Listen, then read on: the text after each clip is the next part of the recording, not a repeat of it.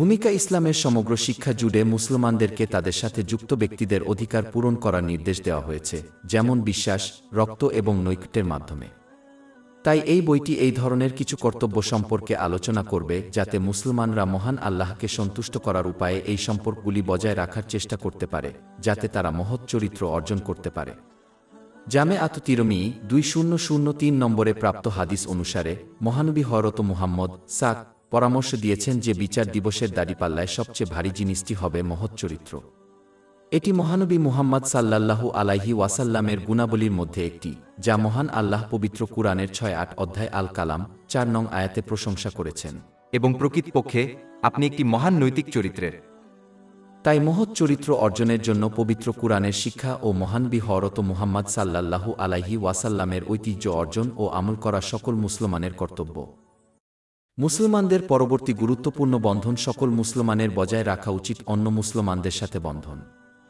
এটি সমস্ত মুসলমানের জন্য প্রযোজ্য, তারা সম্পর্কযুক্ত হোক বা না হোক এবং তারা একে অপরকে চেনে বা না জানুক। পবিত্র কুরআন ও মহানবী হযরত মুহাম্মদ সাল্লাল্লাহু আলাইহি ওয়াসাল্লামের হাদিসে মুসলমানদের অনেক অধিকারের কথা বলা হয়েছে এবং প্রত্যেক মুসলমানের উচিত সেগুলি শেখার এবং পূরণ করার চেষ্টা করা।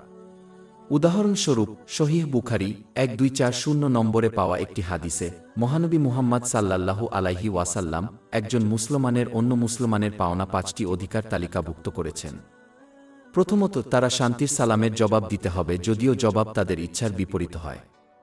আরও গুরুত্বপূর্ণ বিষয় হল একজন মুসলমানকে তাদের কথাবার্তা ও কাজের মাধ্যমে অন্যদের প্রতি শান্তি ও দয়া প্রদর্শনের মাধ্যমে বাস্তবিকভাবে শান্তির ইসলামী অভিবাদন পূরণ করতে হবে।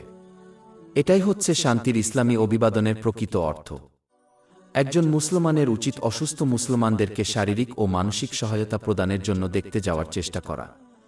সমস্ত অসুস্থ মুসলমানের সাথে দেখা করা কঠিন হবে, তবে প্রতিটি মুসলমান যদি অন্তত তাদের অসুস্থ আত্মীয়দের সাথে দেখা করতে যায়, তবে অসুস্থদের বেশিরভাগই এই সহায়তা পাবে। সকল প্রকার নিরর্থক বা পাপপূর্ণ কথাবার্তা ও কাজ এড়িয়ে চলতে হবে, যেমন পরচর্চা করা, অন্যথায় একজন মুসলিম আশীর্বাদের পরিবর্তে পাপ অর্জন করবে। একজন মুসলমানের যখন সম্ভব তখন অন্য মুসলমানদের জানাজায় যোগদান করা উচিত, কারণ প্রত্যেক অংশগ্রহণকারী মৃত ব্যক্তির জন্য ক্ষমা প্রার্থনা করে। অতএব যত বেশি মুসলমান উপস্থিত থাকবেন তত ভালো। যেমন একজন চায় যে অন্যরা তাদের জানাজায় যোগদান করুক এবং তাদের জন্য প্রার্থনা করুক, তাদেরও অন্যদের জন্য এটি করা উচিত। এই বিশেষ কাজটি একজন মুসলিমের জন্য একটি ভালো অনুস্মারক যে তারাও শেষ পর্যন্ত মারা যাবে। আশা করা যায় এটি তাদের আচরণকে আরও ভালোভাবে পরিবর্তন করবে, যাতে তারা মহান আল্লাহর আদেশ পালন করে, তার নিষেধাজ্ঞাগুলি থেকে বিরত থেকে এবং ধৈর্যের সাথে ভাগ্যের মোকাবেলা করার মাধ্যমে তাদের নিজের মৃত্যুর জন্য আরও ভালোভাবে প্রস্তুত হতে পারে। আলোচ্য প্রধান হাদিসে উল্লেখিত পরবর্তী বিষয় হল মুসলমানদের উচিত খাবার ও সামাজিক অনুষ্ঠানের দাওয়াত গ্রহণ করা যতক্ষণ না কোনো বেআইনি বা অপছন্দনীয় কাজ না হয়, যা এই দিনে এবং যুগে খুবই বিরল। লক্ষণীয় একটি গুরুত্বপূর্ণ বিষয় হল যে কিছু মুসলিম সামাজিক অনুষ্ঠানে যোগ দেয় যেখানে বেআইনি বা অপছন্দনীয় জিনিসগুলি ঘটে এবং তাদের কাজকে সমর্থন করার জন্য এই হাদিসটি উদ্ধৃত করে। নিজের ইচ্ছা পূরণের জন্য খোদাই শিক্ষার অপব্যাখ্যা করা উচিত নয়, কারণ এটি সুস্পষ্ট বিভ্রান্তি এবং খোদাই শাস্তির আমন্ত্রণ। পরিশেষে মূল হাদিসটি মুসলমানদেরকে উপদেশ দেয় যে যারা হাঁচি দেওয়ার পর মহান আল্লাহর প্রশংসা করে তাদের জন্য প্রার্থনা করতে। সহিহ বুখারী 2714 নং হাদিসে প্রাপ্ত একটি অত্যন্ত গুরুত্বপূর্ণ কর্তব্যের ইঙ্গিত দিয়েছেন মহানবী হযরত মুহাম্মদ সাক। প্রথমত, এটা মনে রাখা গুরুত্বপূর্ণ যে তাদের বিশ্বাস নির্বিশেষে সকলকে ভালো পরামর্শ দেওয়া উচিত। সুনানে আন-নাসাই 4204 নম্বরে পাওয়া একটি হাদিসে এটি স্পষ্টভাবে উপদেশ দেওয়া হয়েছে। মুসলমানদের উচিত অন্যদেরকে সেভাবে পরামর্শ দেওয়া যেভাবে তারা তাদের উপদেশ দিতে চায়। একজনের খারাপ অনুভূতি তাদের এই দায়িত্ব পালনে বাধা দেওয়া উচিত নয়, কারণ যে ব্যক্তি ইচ্ছাকৃতভাবে খারাপ পরামর্শ দেয় সে দেখতে পাবে যে লোকেরা তাদের ভুল পরামর্শ দেয়। আন্তরিক উপদেশ প্রদান করা এতটাই গুরুত্বপূর্ণ যে জামে আত-তিরমিজি 1925 নম্বরে পাওয়া একটি হাদিসে উল্লেখ করা হয়েছে যে মহানবী মুহাম্মদ সাল্লাল্লাহু আলাইহি ওয়াসাল্লাম ফরজ দায়িত্ব পালনের পাশাপাশি এই দায়িত্ব পালনের জন্য মানুষের কাছ থেকে অঙ্গীকার নিতেন প্রার্থনা হিসাবে। সত্য যে আন্তরিকভাবে অন্যদের উপদেশ এই বাধ্যতামূলক কর্তব্যের সাথে স্থাপন করা হয়েছে এর গুরুত্ব তুলে ধরে। তাই একজন মুসলিমকে কখনই এই সত্যটি উপেক্ষা করা উচিত নয়। প্রত্যেক ব্যক্তি ধর্ম নির্বিশেষে এমন জিনিস পেতে ভালোবাসে যা তাদের উপকার করবে এবং ক্ষতিকর জিনিস থেকে রক্ষা করবে। জামে আত তিরমি 2515 নম্বরে পাওয়া একটি হাদিসে মহানবী হযরত মুহাম্মদ সাল্লাল্লাহু আলাইহি ওয়াসাল্লাম স্পষ্টভাবে ঘোষণা করেছেন যে একজন ব্যক্তি ততক্ষণ পর্যন্ত প্রকৃত মুমিন হতে পারে না যতক্ষণ না সে অন্য মুসলমানদের জন্য তা পছন্দ করে যা তারা নিজের জন্য পছন্দ করে। অন্যদের কাছে উপলব্ধ যে কোনো উপায়ে তারা নিজের জন্য পছন্দ করে এমন জিনিসগুলি পেতে চেষ্টা করে এটিকে একজনের কর্মের মাধ্যমে দেখানো উচিত। একজন মুসলমানের কেবল তাদের কথার মাধ্যমে এই দাবি করা উচিত নয়। সকল মুসলমানের আরেকটি অধিকার হল তাদের জন্য আন্তরিকভাবে দোয়া করা উচিত। এটি একে অপরের প্রতি করুণাময় হওয়ার একটি দিক যা পবিত্র কুরআনে উল্লেখ করা হয়েছে। অধ্যায় 4 আল ফাতহ আয়াত 2-9। মুহাম্মদ আল্লাহর রাসূল এবং তার সাথে যারা নিজেদের মধ্যে করুণাময়। প্রকৃতপক্ষে যখন একজন মুসলমান অন্যের জন্য প্রার্থনা করে তখন তারা নিজেরাই এর দ্বারা উপকৃত হয়। সহিহ মুসলিমে পাওয়া একটি হাদিস অনুসারে 6927 নম্বর, যখন একজন মুসলমান গোপনে অন্য মুসলমানদের জন্য প্রার্থনা করে তখন একজন ফেরেশতা তাদের জন্য প্রার্থনা করেন। আরেকটি গুরুত্বপূর্ণ অধিকার হল একজন মুসলমানের উচিত অন্য মুসলমানদের জন্য তা পছন্দ করা এবং ঘৃণা করা যা তারা নিজের জন্য পছন্দ করে এবং ঘৃণা করে। প্রকৃতপক্ষে মহানবী মুহাম্মদ সাল্লাল্লাহু আলাইহি ওয়াসাল্লাম জামে আত তিরমি 2515 নম্বরে পাওয়া একটি হাদিসে আন্তরিক বিশ্বাসের শর্ত করেছেন। একজন মুসলমান অন্য মুসলমানের বৈধ আনন্দে খুশি হওয়া উচিত এবং আশা করা উচিত যে এটি তাদের জন্য স্থায়ী হবে। অন্য মুসলমান যখন কোনো সমস্যার সম্মুখীন হয় তখন তাদের দুঃখিত হওয়া উচিত এবং তাদের সাহায্য করা উচিত, এমনকি যদি এটি তাদের পক্ষে একটি প্রার্থনাই হয়। এই কারণেই মহানবী হযরত মুহাম্মদ সহিহ বুখারী 6011 নম্বরে পাওয়া একটি হাদিসে উপদেশ দিয়েছেন যে মুসলিমরা একটি দেহের মতো। শরীরের কোনো অংশ অসুস্থ হলে বাকি অংশ ব্যথায় অংশ নেয়।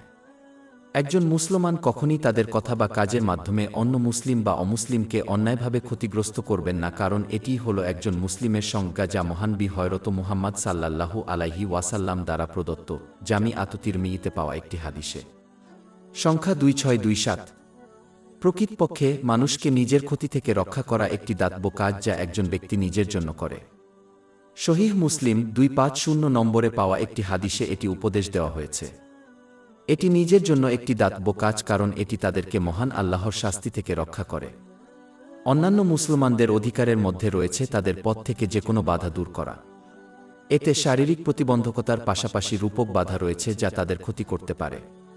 প্রকৃতপক্ষে সহিহ মুসলিমে পাওয়া একটি হাদিস 6670 নম্বর পরামর্শ দেয় যে একজন ব্যক্তিকে এমন একটি গাছ অপসারণ করার জন্য জান্নাত দেওয়া হবে যা সহ মুসলিমদের দ্বারা ব্যবহৃত পথকে বাধা দিচ্ছিল।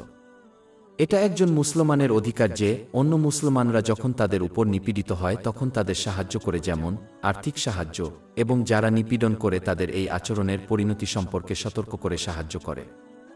সহিহ বুখারী 6952 নম্বরে পাওয়া একটি হাদিসে এটি নিশ্চিত করা হয়েছে। এটি মনে রাখা গুরুত্বপূর্ণ, উপদেশ শুধুমাত্র তখনই দেওয়া উচিত যখন উপদেশটা অত্যাচারীর ক্ষতি থেকে নিরাপদ থাকে।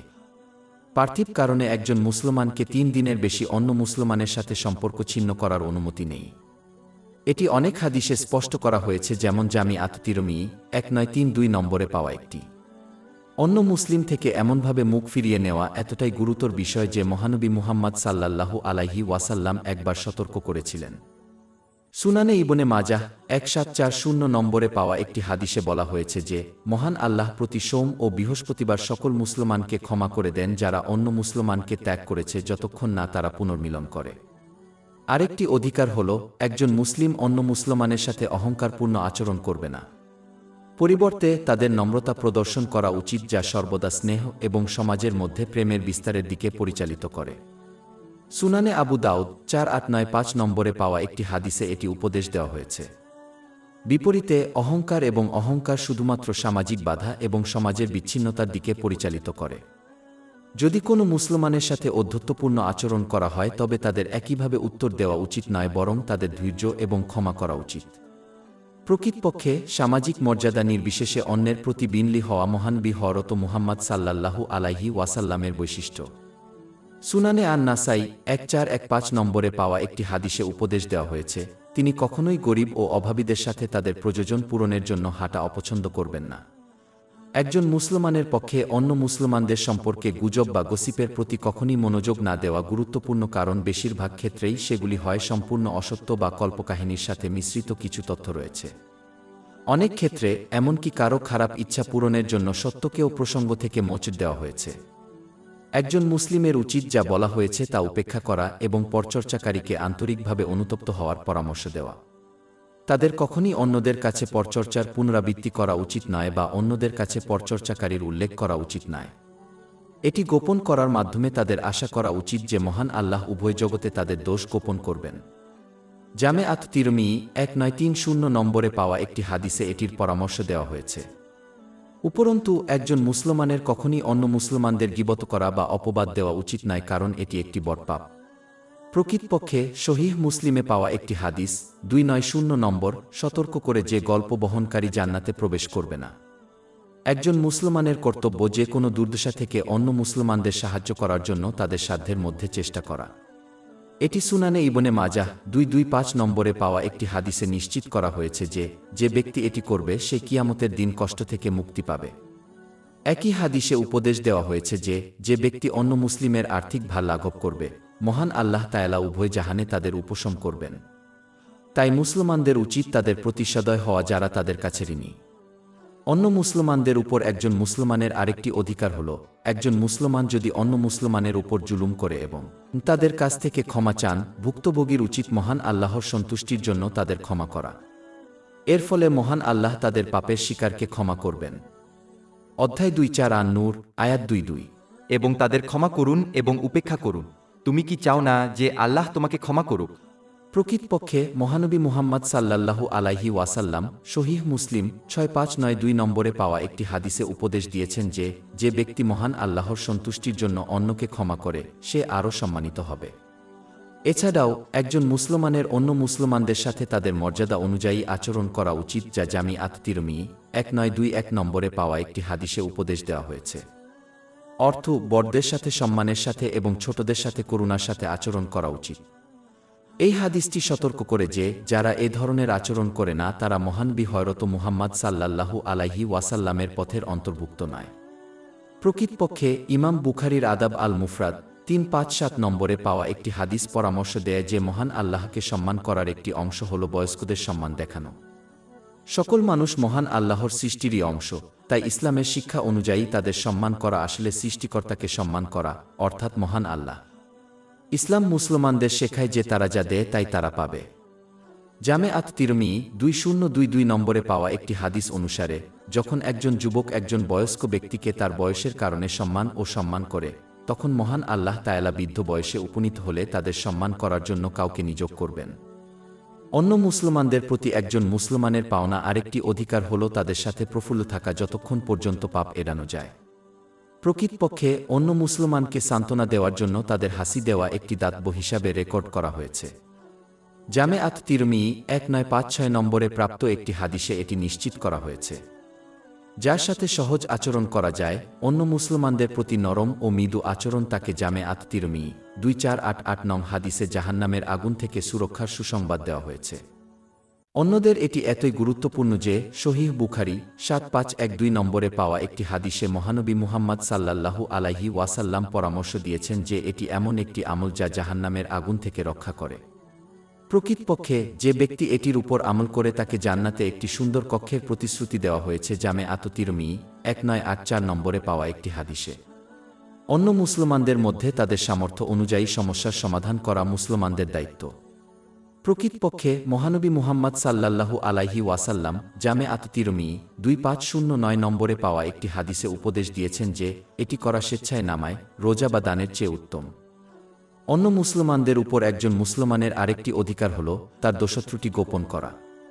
জামে আত তিরমিজি 1930 নম্বরে পাওয়া একটি হাদিসে পরামর্শ দেওয়া হয়েছে যে মহান আল্লাহ একজন মুসলিমের দোষ থেকে দেবেন যে মহান আল্লাহর সন্তুষ্টির জন্য অন্যের দোষ গোপন করে। সুনানে ইবনে মাজাহ 2546 নম্বরে পাওয়া একটি হাদিস সতর্ক করে যে যে ব্যক্তি অন্যের দোষত্রুটি প্রকাশ করবে মহান আল্লাহ তাআলা তাদের দোষগুলো প্রকাশ করবেন। এর অর্থ এই নয় যে একজন মুসলমান অন্যের পাপকে উপেক্ষা করবে, কিন্তু এর অর্থ হল তাদের মৃদুভাবে এবং গোপনে পাপীকে আন্তরিকভাবে অনুতপ্ত হতে এবং অন্যদের কাছে তাদের পাপের কথা উল্লেখ না করার পরামর্শ দেওয়া উচিত। এমনকি যদি একজন মুসলিম অন্যদেরকে অনুরূপ পাপ না করতে শেখাতে চায় তবে তাদের উচিত নবী মুহাম্মদ এর ঐতিহ্য অনুসরণ করা এবং মানুষের নাম না করে অন্যকে উপদেশ দেওয়া। এর একটি উদাহরণ সহিহ বুখারী 6979 নম্বর হাদিসে পাওয়া যায়। তাই একজন মুসলিমের উচিত অন্যের দোষত্রুটি স্ক্রিন করা, যেমন মহান আল্লাহ তাদের দোষত্রুটি এবং অন্য সকলের ভুল স্ক্রিন করেন। একজন মুসলমানের সবসময় এমন পরিস্থিতি এড়ানো উচিত যা অন্য মুসলমানদের মনে সন্দেহ ও সন্দেহের জন্ম দেয়া। এটি তাদের পাপ থেকে রক্ষা করার জন্য যা সন্দেহজনক অন্যরা করতে পারে, যেমন গীবত এবং অপবাদ। অন্য মুসলমানদের কাছে এই সুরক্ষা প্রসারিত করা তাদের জন্য ভালোবাসার একটি অংশ, যেমন একজন নিজের জন্য ভাল পছন্দ করে। সহিহ বুখারী 3101 নং হাদিসে পাওয়া যায় যে মহানবী হযরত মুহাম্মদ একবার রাতে তার স্ত্রীর সাথে দেখা করেছিলেন। একই সাথে দুই সাহাবী, আল্লাহ তাদের প্রতি সন্তুষ্ট, দ্রুত হেঁটে চলে গেলেন। মহানবী হযরত মুহাম্মদ ডেকে জানিয়েছিলেন যে তিনি তার স্ত্রীর সাথে দেখা করছেন, অপরিচিত মহিলা নয়। সাহাবায়ে কেরাম, আল্লাহ তাদের প্রতি সন্তুষ্ট হয়েছিলেন, এটা স্পষ্ট করে দিয়েছিলেন যে একটি ভুল চিন্তাও তাদের মাথায় আসেনি। মহানবী মুহাম্মদ সাল্লাল্লাহু আলাইহি ওয়াসাল্লাম কেবলমাত্র এই পদ্ধতিতে সমস্ত মুসলমানদেরকে শেখানোর জন্য উত্তর দিয়েছিলেন যে অন্য মুসলমানদের চিন্তাভাবনা রক্ষা করার জন্য সন্দেহজনক হিসাবে দেখা যেতে পারে এমন কোনো কার্যকলাপকে স্পষ্ট করা উচিত। এটি আরেকটি ধার্মিক বৈশিষ্ট্যের সাথে যুক্ত। অন্য মুসলমানদের খারাপ বোধ না করার জন্য যখন কেউ বৈধ কাজগুলি এড়িয়ে চলে তখন এটি হয়। উদাহরণস্বরূপ, একজন স্বামী প্রকাশ্যে তার বোনের মতো অন্যান্য মুসলিমদের সামনে তার স্ত্রীর প্রতি স্নেহ প্রদর্শন করেন না। যদিও এটি সম্পূর্ণরূপে বৈধ, কিন্তু তার বোনের সামনে এটি করা তার খারাপ অনুভব করতে পারে, বিশেষ করে যদি তার স্বামী তার সাথে এমন কিছু না করে।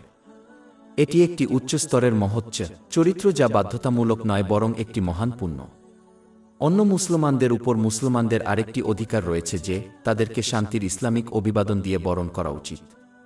এর মধ্যে এমন মুসলিমদের অন্তর্ভুক্ত করা উচিত যারা একজন চেনেন এবং যাদের একজন মুসলিম জানেন না। অনেক হাদিসে এ নেক আমল করার গুরুত্ব ও ফজিলত আলোচনা করা হয়েছে। উদাহরণস্বরূপ, সুনানে ইবনে মাজাহ 68 নম্বরে পাওয়া একটি হাদিস অন্যান্য মুসলিমদের কাছে শান্তির শুভেচ্ছা জানানোকে জান্নাতে প্রবেশের সাথে সংযুক্ত করে। অধ্যায় 4 আন-নিসা, আয়াত 8-6। এবং যখন তোমাকে সালাম দেওয়া হয় তখন প্রতিদানে তার চেয়ে উত্তম দ্বারা সালাম কর, অথবা অন্তত অনুরূপভাবে প্রত্যাবর্তন কর। জামিআত তিরমিজি 2706 নম্বরে পাওয়া একটি হাদিস পরামর্শ দেয় যে একজন মুসলমান যখন অন্য মুসলমানের সাথে দেখা করে এবং যখন তারা তাদের ছেড়ে যায় তখন তাকে শান্তির শুভেচ্ছা জানানো উচিত। এটা লক্ষ্য করা গুরুত্বপূর্ণ। শান্তির ইসলামিক অভিবাদন একটি ইঙ্গিত যে একজন মুসলিমকে শুধুমাত্র শান্তিপূর্ণ শব্দ দিয়ে একজন মুসলিমকে স্বাগত জানাতে হবে না, বরং তাদের প্রতিটি কথোপকথনে সদয় শব্দ বজায় রাখতে হবে। উপরন্তু শান্তির এই প্রসারকে শুধু কথার মাধ্যমে নয়, একজন মুসলিমের কর্মের মাধ্যমে দেখানো উচিত। এটি অন্যদের কাছে শান্তির ইসলামিক অভিবাদন প্রসারিত করার প্রকৃত অর্থ। একজন মুসলমানেরও মহানবী হযরত মুহাম্মদ সাল্লাল্লাহু আলাইহি ওয়াসাল্লামের ঐতিহ্য অনুসরণ করা উচিত। যখন অন্য মুসলমানরা তাদের প্রতি সালাম জানায় তখন তাদের সাথে করমর্দন করে। প্রকৃতপক্ষে যে সমস্ত মুসলিমরা এটি করে এবং তাদের কথোপকথনের সময় কোনো পাপ এড়িয়ে চলে, তাদের পৃথক হওয়ার আগে তাদের ছোট ছোট গুনাহ মাফ করে দেওয়া হবে। এটি সুনানে আবু দাউদ 5212 নম্বরে পাওয়া একটি হাদিসে নিশ্চিত করা হয়েছে। অন্য মুসলমানদের যতটা সম্ভব অধিকার রক্ষা করা সকল মুসলমানের কর্তব্য, তারা পাপ না করে বা নিজেদের ক্ষতি না করে।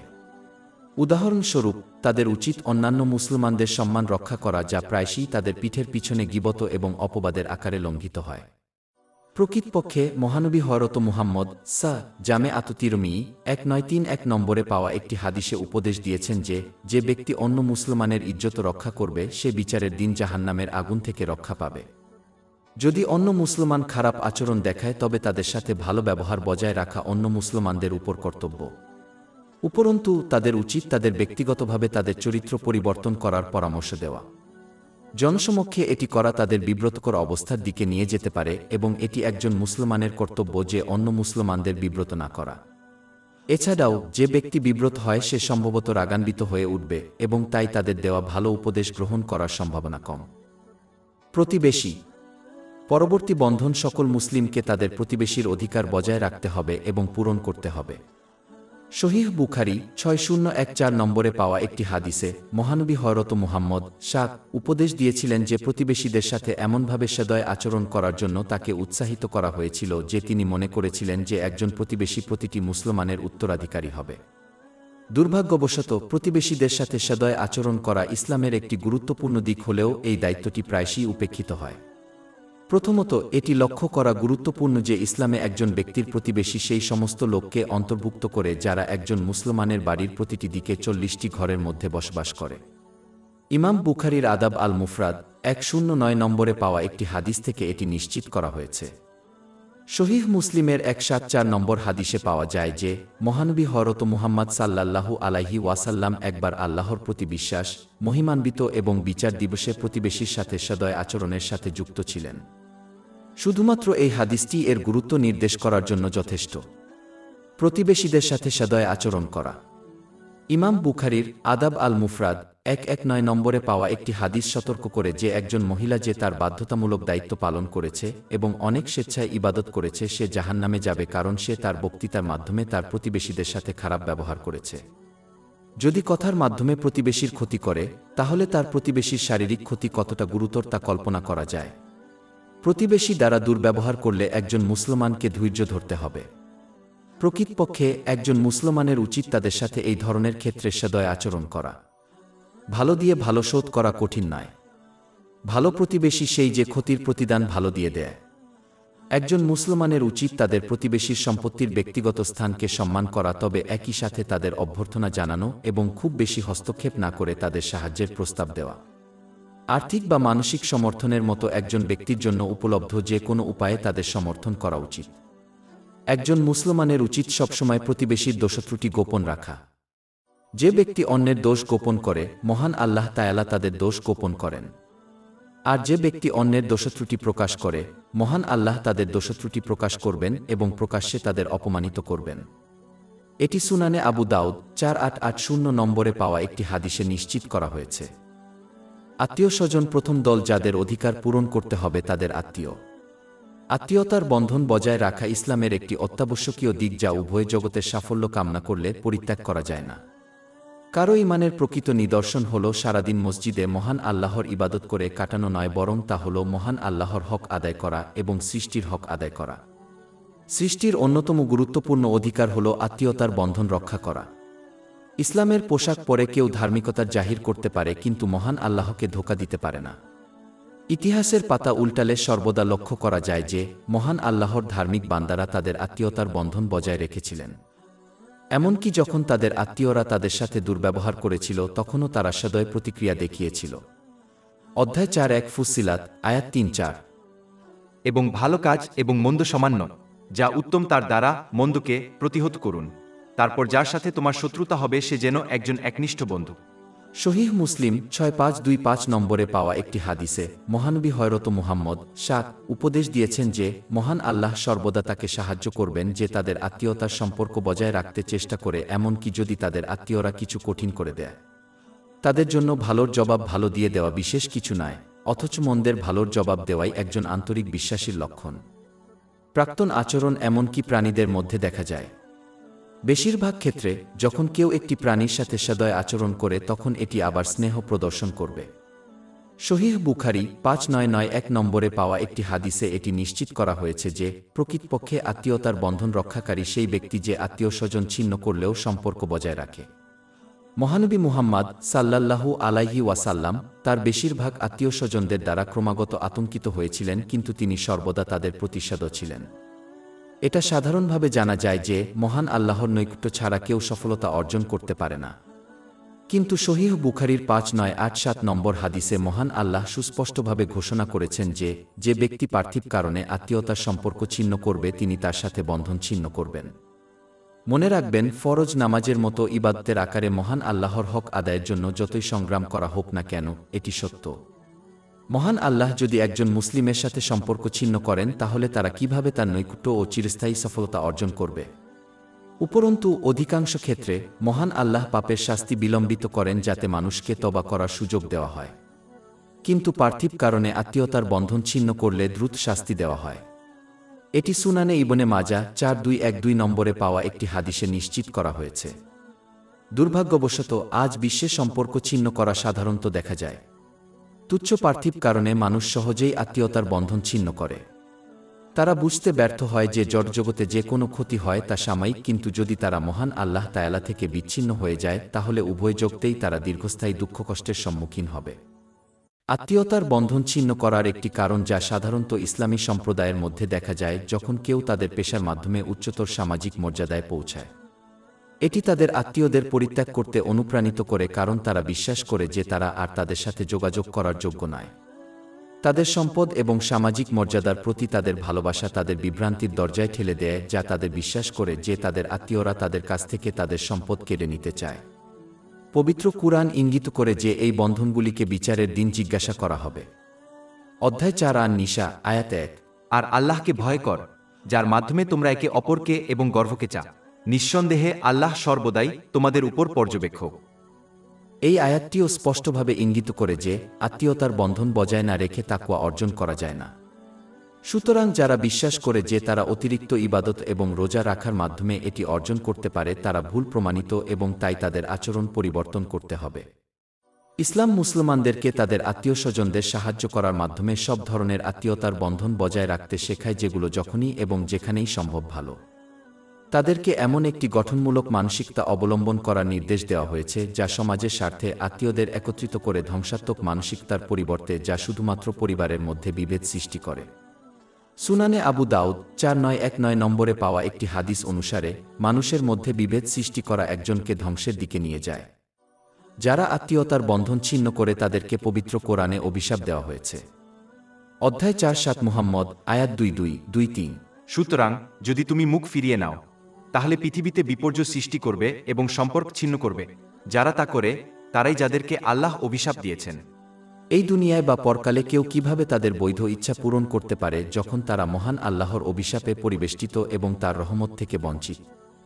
ইসলাম কাউকে তাদের আত্মীয়দের সমর্থনে তাদের সাধ্যের বাইরে যাওয়ার আদেশ দেয় না এবং এটি তাদের আত্মীয়দের জন্য মহান আল্লাহর সীমাকে কুরবানি করতে বলে না, কারণ সৃষ্টিকর্তার অবাধ্যতার অর্থ হলে সৃষ্টির আনুগত্য নেই। এটি সুনান আবু দাউদ 2625 নম্বরে পাওয়া একটি হাদিসে নিশ্চিত করা হয়েছে।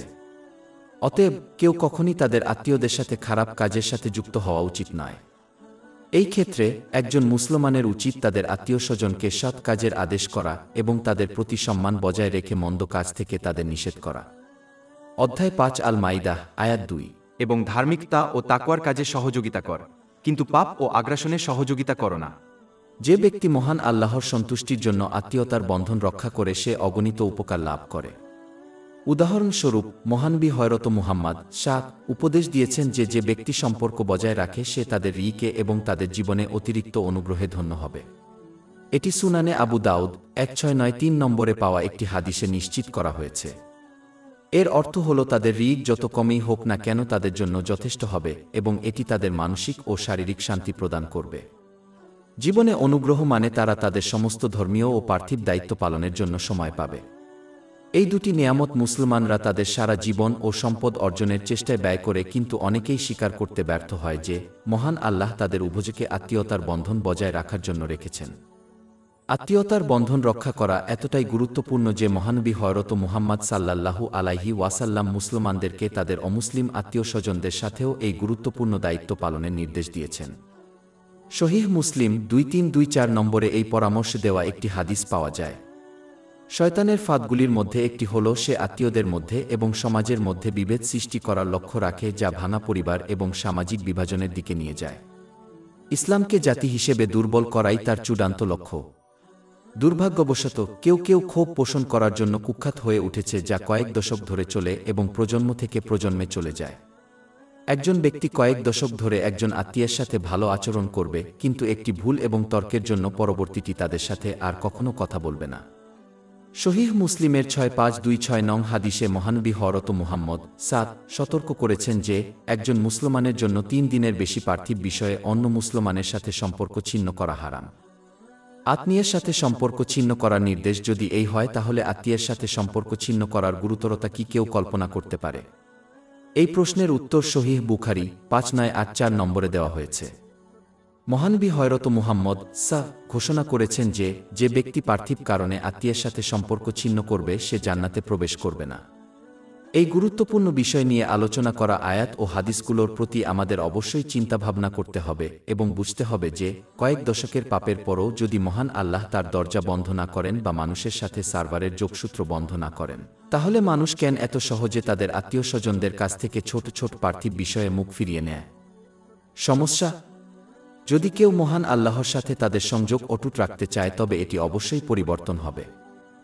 অভাবী পরবর্তী বন্ধন সকল মুসলমানদের অবশ্যই বজায় রাখতে হবে এবং তাদের অধিকার পূরণ করতে হবে যারা অভাবী বা যারা সামাজিকভাবে দুর্বল বলে বিবেচিত হয়, যেমন এতিম এবং বিধবা। মুসলমানদের তাদের যে কোনো উপায়ে সমর্থন করতে হবে। এই সমর্থনের একটি দিক হল বাধ্যতামূলক দাতব্য দান করা যদি এটি তাদের উপর একটি বাধ্যবাধকতা হয়।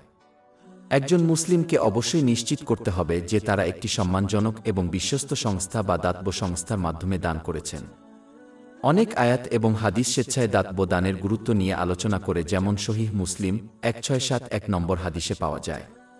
এটি পরামর্শ দেয় যে প্রতিটি মুসলমানের কাছ থেকে প্রতিদিন দাতব্য দান করা উচিত। এই একই হাদিসটি স্পষ্ট করে দেয় যে এই দানের সাথে কেবল সম্পদ দান করা নয়, অন্যান্য নেক কাজও জড়িত। অনেক হাদিসে এতিম ও বিধবাদের সাহায্য করার ফজিলত আলোচনা করা হয়েছে। উদাহরণস্বরূপ সহিহ বুখারী 6005 নম্বরে পাওয়া একটি হাদিসে মহানবী হযরত মুহাম্মদ সাল্লাল্লাহু আলাইহি ওয়াসাল্লাম একবার উপদেশ দিয়েছিলেন যে যে ব্যক্তি এতিমের যত্ন নেবে সে মহানবী হযরত মুহাম্মদ এর সাথে থাকবে জান্নাতে। সুনানে ইবনে মাজাহ 3679 নম্বরে পাওয়া একটি হাদিসে মহানবী হযরত মুহাম্মদ যে ঘরটিতে এতিমের যত্ন নেওয়া হয় তাকে সর্বোত্তম ঘর হিসাবে চিহ্নিত করেছেন। বিধবাদের ব্যাপারে মহানবী হযরত মুহাম্মদ সাল্লাল্লাহু আলাইহি ওয়াসাল্লাম জামে তিরমিজি 1969 নং হাদিসে উপদেশ দিয়েছেন যে যে ব্যক্তি কোনো বিধবাকে সাহায্য করবে তাকে একজন মুসলিম সৈনিকের সমান সওয়াব দেওয়া হবে। প্রতিদিন রোজা রাখে এবং সারা রাত প্রতি রাতে নামাজ পড়ে।